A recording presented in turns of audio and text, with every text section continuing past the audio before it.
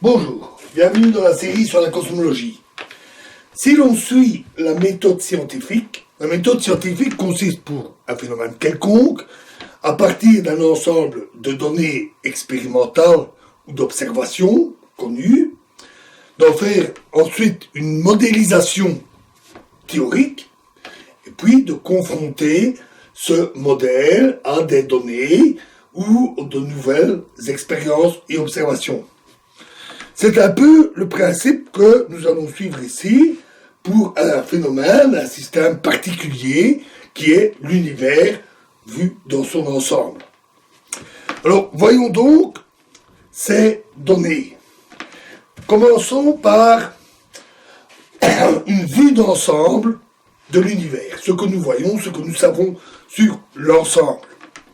Si l'on regarde le ciel à l'œil nu, par un beau ciel clair, la nuit, bien entendu, on observe une myriade d'étoiles.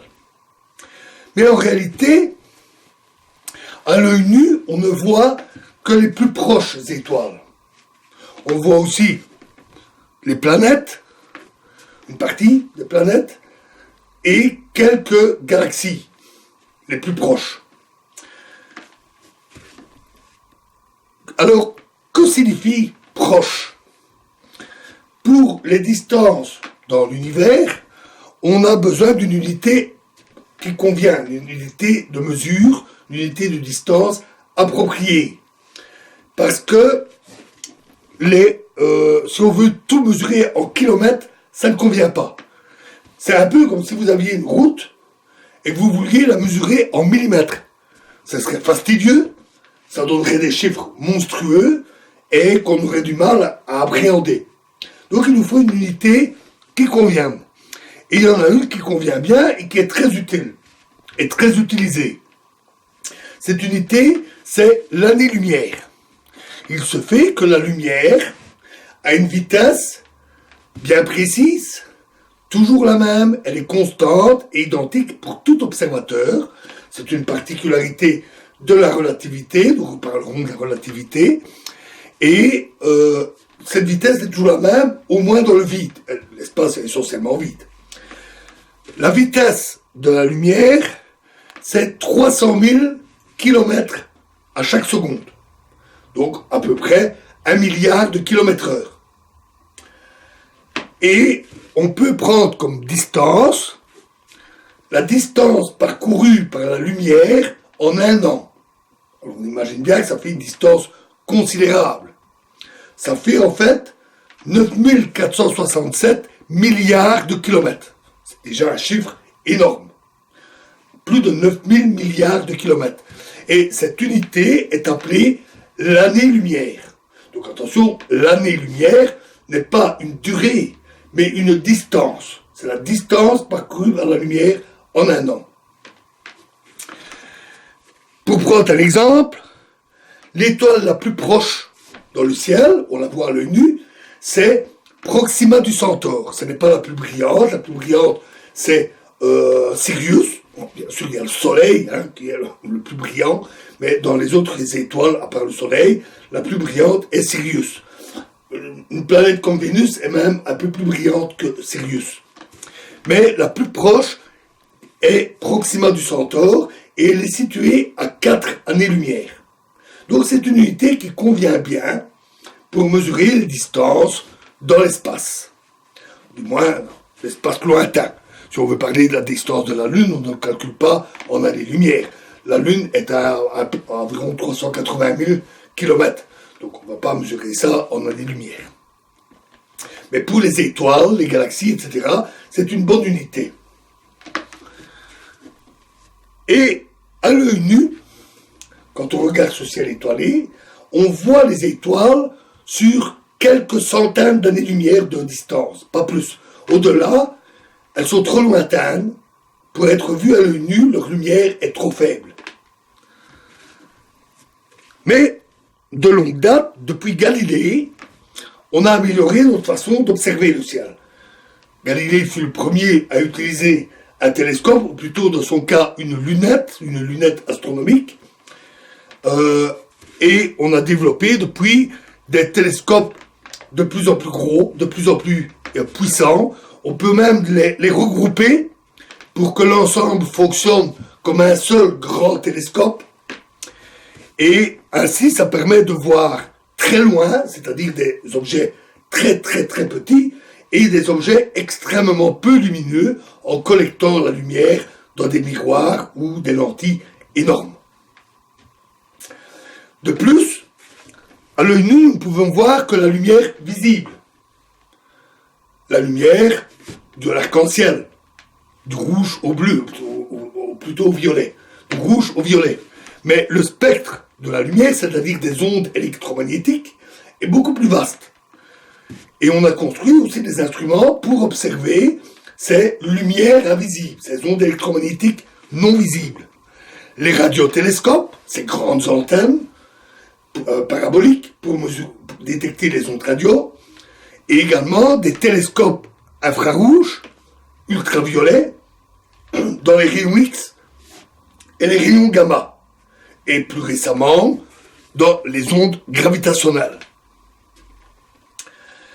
Souvent, l'atmosphère est opaque à ces rayonnements.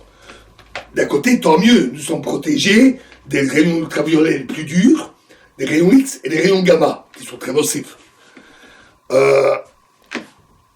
Mais l'atmosphère est également opaque, en particulier aux infrarouges, surtout à cause de la vapeur d'eau dans l'atmosphère, le gaz carbonique aussi, qu'on sait bien, hein, son rôle, son triste rôle dans l'effet de serre. Et même dans les ondes radio, seules certaines fenêtres dans le spectre électromagnétique passent. Nous reparlerons de tout ça. Et donc, souvent, les télescopes de ce type sont dans l'espace. Il y a des satellites autour de la Terre qui sont spécialisés dans la détection, l'observation de l'univers dans le domaine X, gamma, etc. Les télescopes optiques aussi, hein, il y a le fameux télescope Hubble qui est en fin de vie, qui va être remplacé par le télescope James Webb, mais la plupart des télescopes optiques dont la lumière visible sont sur Terre, parce que là l'atmosphère est transparente. Elle n'est pas aussi transparente que le vide, mais elle est quand même transparente. Et tout ça, tous ces instruments très précis, observant tout le spectre, donnent une vue extrêmement riche, très complète de l'univers qui nous entoure. Alors, cet univers qu'on observe est hiérarchisé. À petite échelle, il y a le Soleil et les étoiles. Le Soleil étant une étoile comme une autre. Petite étoile d'ailleurs. Plus les planètes tournant autour du Soleil ou des autres étoiles. Les étoiles sont regroupées dans des îlots qu'on appelle les galaxies. Notre galaxie s'appelle la Voie lactée. Son nom est ancestral. Il est dû au fait que, par une nuit particulièrement claire, on peut clairement voir une bande laiteuse dans le ciel, en fait, saupoudrée d'étoiles. Et ça, c'est parce que la galaxie est comme une galette, nous sommes dedans, et nous voyons la galaxie, notre galaxie, nous la voyons par la tranche. Et c'est cette vue par la tranche qui donne cette traînée laiteuse qui fait penser à du lait. Donc, dès l'Antiquité, on a appelé ça la Voie lactée, le chemin de lait, et c'est devenu le nom de notre galaxie.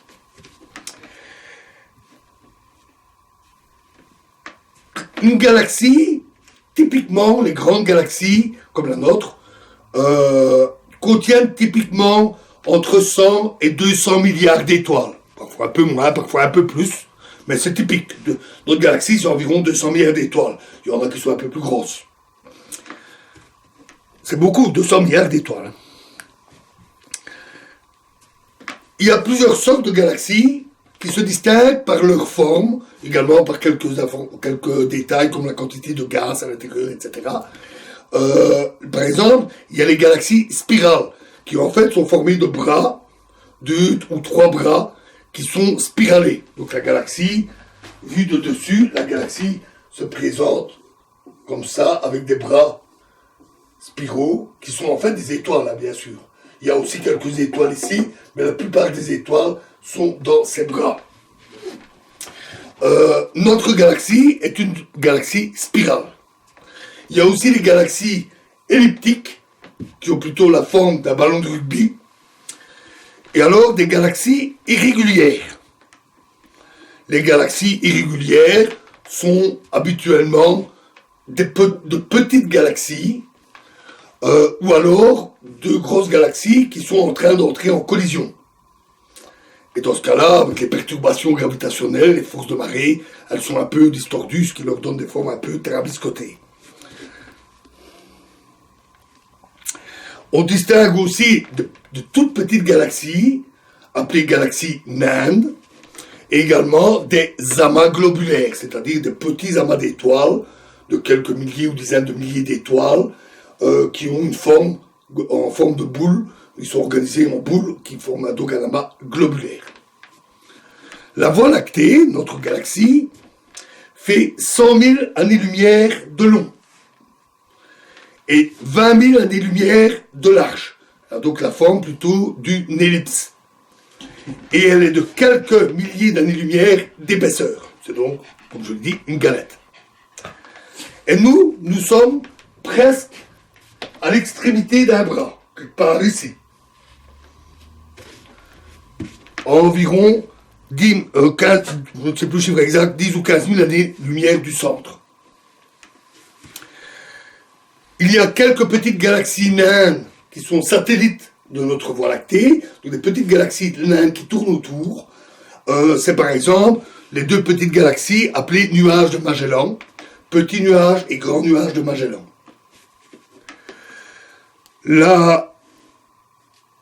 Dans les grosses galaxies, la plus proche s'appelle la galaxie d'Andromède. Il se fait qu'elle est visible à l'œil nu. Quand on regarde dans la bonne direction, par un ciel bien clair, on peut voir une petite tache qui est en fait la galaxie d'Andromède. Notons que la galaxie d'Andromède se dirige vers nous. Elle nous fonce dessus. Dans 1 milliard d'années, environ, elle entrera en collision avec notre galaxie. C'est sans risque. Je ne vais pas dire que c'est pour rassurer, parce qu'un milliard d'années, c'est long, hein. Mais c'est vraiment sans risque. Parce qu'en fait, une galaxie, essentiellement, c'est du vide. Il y a plein d'étoiles, il y a 200 milliards d'étoiles dans une galaxie, mais elles sont séparées par des distances énormes. La plus proche est à 4 années-lumière. Et une année-lumière, c'est plus de 9000 milliards de kilomètres. Donc il y a beaucoup de vide. Et donc, les étoiles vont se mélanger sans se heurter. Les galaxies ne vont pas passer l'une à travers l'autre parce qu'il y a des forces de marée hautes qui vont finir par tout homogénéiser.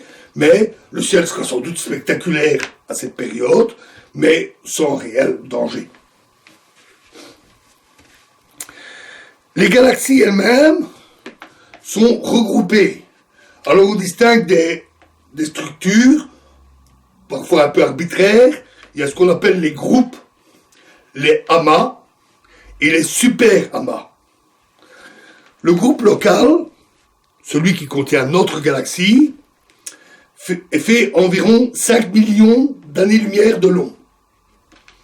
Et il contient environ 30 galaxies. Sa masse, en tout du groupe local, est de 700 milliards de fois la masse du Soleil. Et sa luminosité totale, sa lumière totale, est de 60 milliards de fois la lumière du Soleil. Le groupe le plus proche est à 2,4 millions d'années-lumière. Donc en fait, il se touche presque. Il est composé de seulement 6 galaxies. L'amas le plus proche, qui regroupe plusieurs groupes, est appelé amas de la Vierge. Il est situé à 12 millions d'années-lumière et il contient une bonne centaine de galaxies. Réparties sur environ 2,7 millions d'années-lumière, l'amas de Coma, un peu plus loin, est situé à 85 millions d'années-lumière. Lui contient quelques millions d'années de galaxies sur une distance de 5 millions d'années-lumière. Donc on voit tout de suite qu'on parle de distances considérables, de nombre énorme de galaxies et donc d'étoiles. Ce sont des chiffres étonnants. En dehors de ça, entre les amas de galaxies ou superamas pour les plus gros, on observe ce qu'on appelle des murs ou des filaments, c'est-à-dire des traînées entre les galaxies qui sont en fait des galaxies. C'est des traînées qui sont saupoudrées de galaxies qui sont plutôt isolées et qui forment des lignes qui rejoignent les superamas entre eux. En tout, quand on regarde tout l'univers avec nos meilleurs télescopes, on observe une bonne centaine de milliards de galaxies. 100 milliards, plus de 100 milliards. 80 à 90% des galaxies sont dans des amas ou des superamas. Sinon, ils sont dans les filaments, les murs, ou même des galaxies isolées hors des amas.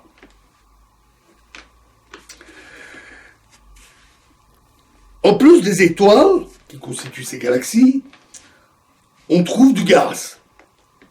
On en trouve à la fois dans les galaxies, notre galaxie en contient pas mal, c'est assez riche, et les galaxies elliptiques en contiennent souvent très peu. On en trouve aussi hors des galaxies, parfois entre les galaxies. Le gaz est généralement regroupé sous forme de nuages, qui tient par sa propre gravité, son propre poids. Et ils sont composés pour l'essentiel d'hydrogène et d'hélium, à peu près 3/4, 1/4 en masse, et de traces d'autres éléments légers en général, carbone, oxygène, azote, lithium, mais sous forme de petites quantités. Ce sont ces nuages qui vont former les étoiles s'ils sont perturbés et qu'ils s'effondrent pour alors former des étoiles par contraction gravitationnelle. Je vous renvoie à la série sur les étoiles si ça vous intéresse. Ici, nous allons passer à d'autres échelles de l'univers. Malgré toutes ces galaxies, toutes ces étoiles, les distances sont colossales. Je vous l'ai dit, une galaxie, c'est surtout du vide. Et donc, la densité totale de matière n'est pas si énorme. Si on prend la densité moyenne, c'est 3 × 10 moins 31 grammes par centimètre cube. 3 × 10 exposant moins 31. C'est-à-dire 0,0000003. Et en tout, on a donc 31 zéros. 31 zéros. Et ça, c'est grammes par centimètre cube. L'eau, c'est 1 gramme par centimètre cube. 31 zéros après 30 zéros après la virgule, 3. C'est extrêmement faible. La densité moyenne est très, très, très faible. D'ailleurs, même en laboratoire, les meilleurs vides au monde que l'on peut produire n'atteignent pas ça. Même dans des laboratoires de pointe, pour les accélérateurs de particules, par exemple, on n'atteint pas des densités aussi faibles. Donc l'univers, c'est vraiment beaucoup de vide et de la matière regroupée dans des étoiles, des galaxies, etc. Tout ça, tout ce que je viens de décrire, les étoiles, le gaz, les galaxies, etc., ça forme ce qu'on appelle l'univers observable. Parce que nous le voyons. Son nom est assez évident. Et on voit, avec nos télescopes, jusqu'à environ 12 milliards d'années-lumière, peut-être un peu plus. Plus le rayonnement fossile qui vient d'un peu plus loin, on reviendra sur ce point bien entendu. Mais pour les étoiles, les galaxies, un peu plus de 12 milliards d'années-lumière. Pourquoi pas plus loin? Peut-être parce que c'est trop peu lumineux, mais ce n'est pas la seule raison. Une des raisons, la raison principale, c'est que la lumière a une vitesse finie. Ah oui, elle sert à mesurer les distances, les années-lumière. 300 000 km par seconde. Ça veut dire que si je regarde une étoile qui est à 10 années-lumière, je la vois telle qu'elle était il y a 10 ans. Parce que la lumière a mis 10 ans pour venir jusqu'à moi. Un peu comme si je recevais une carte postale. L'image que je vois est la carte postale. Et je vois que cette carte postale est datée de 10 ans dans le passé. C'est comme pour les cartes postales, c'est exactement la même chose. Cette lumière qu'on reçoit, c'est des cartes postales, qui sont parfois très anciennes. Si je vois une galaxie à 10 millions d'années-lumière, je la vois telle qu'elle était il y a 10 millions d'années.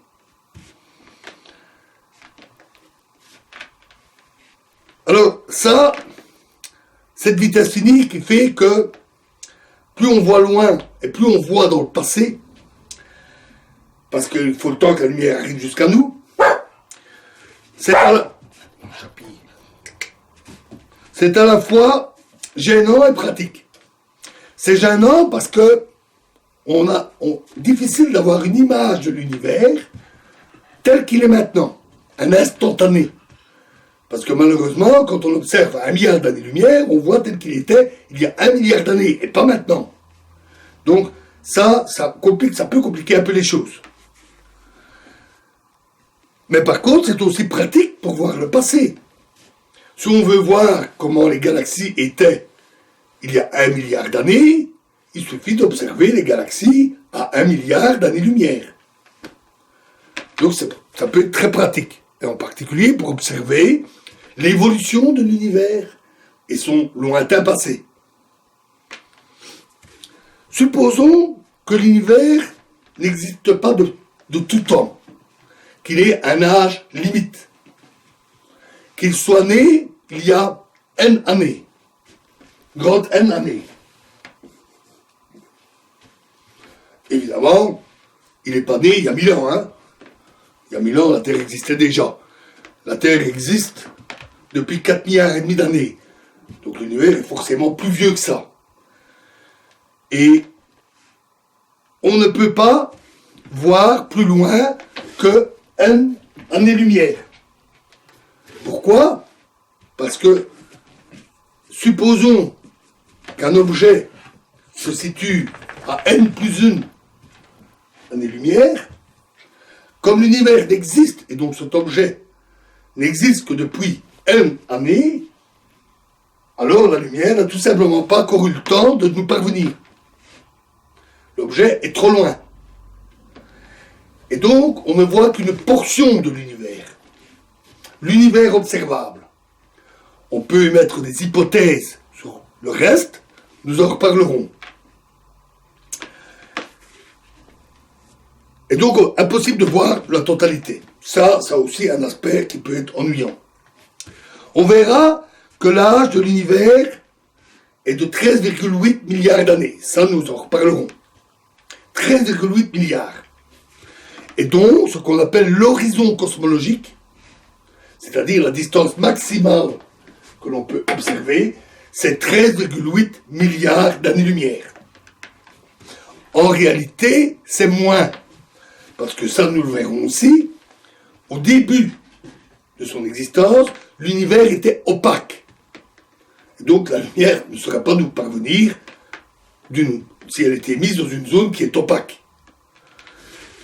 Et donc à cause de ça, on ne peut voir que jusque 13,76 années-lumière.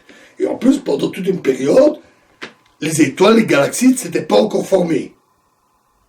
Donc, on essaie actuellement d'observer, à un peu plus de 12 milliards d'années-lumière, on essaie d'observer les premières galaxies. Je ne vais pas dire les premières étoiles, parce qu'elles sont situées tellement loin qu'on ne saurait pas les observer. On ne peut observer qu'un paquet d'étoiles, une galaxie. Et on arrive actuellement à observer des galaxies presque primordiales, les toutes premières. On est tout proche du tout début de formation des galaxies. Voilà pour cette vue d'ensemble. Alors ça, bon, c'est indiscutable, c'est ce qu'on voit. C'est les données, c'est l'observation. À un détail près, je vous ai donné des chiffres, des distances. 100 000 années-lumière de long pour notre galaxie, des millions d'années-lumière pour les plus proches, et jusqu'à des milliards d'années-lumière pour le tout, pour la galaxie, l'univers observable. Mais comment connaît-on ces distances? Comment est-ce qu'on les mesure? Et donc ça, c'est pas facile, il existe une série de méthodes complémentaires. C'est un sujet important parce que c'est la base même des données cosmologiques. On ne peut comprendre l'univers qu'en l'observant et en le mesurant.